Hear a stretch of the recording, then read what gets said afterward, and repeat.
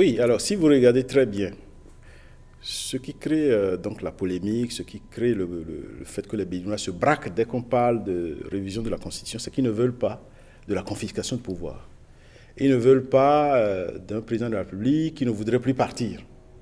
Si on comprend très bien, en tout cas c'est ce que nous on a essayé de comprendre. Alors, il faut donc éviter cela. C'est pour ça que si vous avez bien regardé, nous avons fait une recommandation spéciale pour dire que il y a plusieurs articles de la Constitution qui devraient être retouchés si on veut vraiment mettre en œuvre toutes les propositions que nous avons faites. Vous allez voir qu'il y a l'article 26, l'article 42, l'article 50, l'article 80 de la Constitution qu'il faut retoucher. Mais nous disons qu'il faut mettre à l'article 42 que nul n'a le droit de faire plus de 2 mandats de sa vie. De sa vie. Aucun Béninois ne peut faire 2 mandats de président de la République de sa vie. Là, vraiment, vous comprenez bien l'idée. Oui. Si vous avez fait déjà... Dans la Constitution actuelle, c'est un peu ambigu. On n'arrive pas à ambigu. L'interpréter. Non. Ça dit que ce que nous disons, c'est que si jamais quelqu'un dit qu'il y a une nouvelle Constitution, je peux recommencer, alors que vous avez déjà fait 2 mandats et tout ça, ça ne passe pas.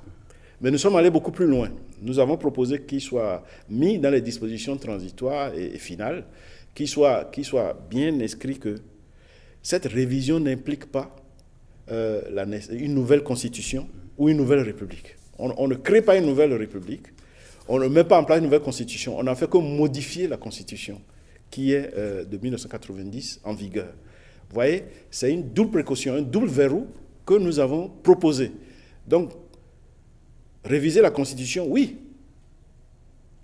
mais trouver par là une porte pour dire, bon, les mandats présidentiels passés ou le mandat en cours, ben, tout cela est remis à zéro et qu'il faut recommencer parce que c'est une nouvelle constitution.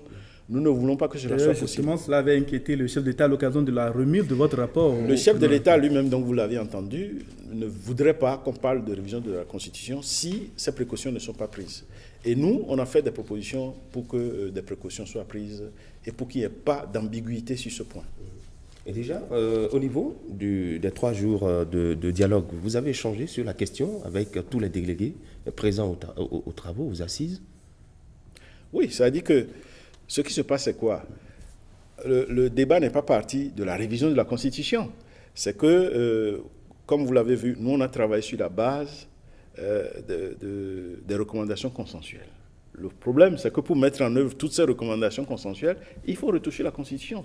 C'est une conséquence de ce que, si on doit mettre en œuvre leurs souhaits, il faut en arriver là.